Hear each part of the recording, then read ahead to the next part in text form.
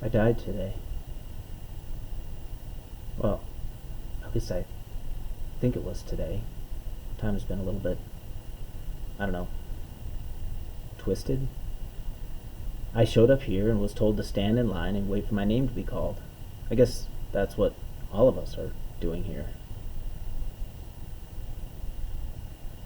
Wow. There's a lot of people here. It's weird that I can't make out anyone's facial features. It's like we are all a bunch of human-shaped clouds. I can't even distinguish between males and females. You know, it's also weird. I don't feel any emotion. I just feel present. I know I'm here, but I don't know what here is. I think I know how I died. Isabel. Oh, my Isabel. I am a teacher. I teach third grade at New Horizon Elementary School, San Diego. That's funny. I said I teach. I should have said I taught. Anyway, Isabel is why I died. One day she came to school with bruises on her arms. When I asked her about it, she wouldn't tell me anything, but it looked like someone had squeezed her arms really hard. That afternoon, I called Child Protective Services and told the woman that answered the phone everything I knew. She told me that they would look into the matter and that everything I said was confidential and Isabel's family wouldn't know who had called. A couple of days later, I was teaching a morning math lesson and Isabel's father stepped into my classroom, closed the door, and stood with his back against the door. I was startled, of course, but I didn't overreact because I didn't want to frighten the kids.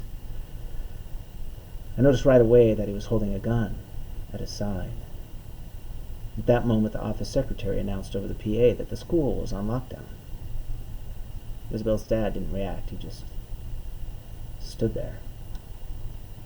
As calmly as I could, I asked him why he was in my room.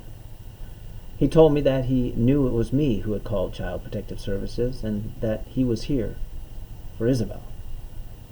He called to Isabel and demanded that she stand at his side. She did as she was told. Some of the kids started to cry and many were calling my name and asking me what to do. I did my best to calm them. I don't know how much time had gone by, but Isabel's dad just stood at the door holding Isabel's hand in one hand and the gun in the other. Suddenly there were police flashers blinking through my classroom window. Red, red, blue. Red, red, blue. Red, red, blue. The rhythm of the lights was hypnotic and calming for me, but I noticed Isabel's dad's body stiffen. I asked him what he planned to do. He told me that if he couldn't have Isabel, then nobody could. In a flash, he aimed the gun at Isabel's head and fired. As her body dropped to the ground, he aimed the gun at me. That is the last thing I remember. The next thing I know, I was here and told to stand in this line. Did you hear that? They just called my name. What? What was that? I'm sorry, what did you say? You are Isabel's father?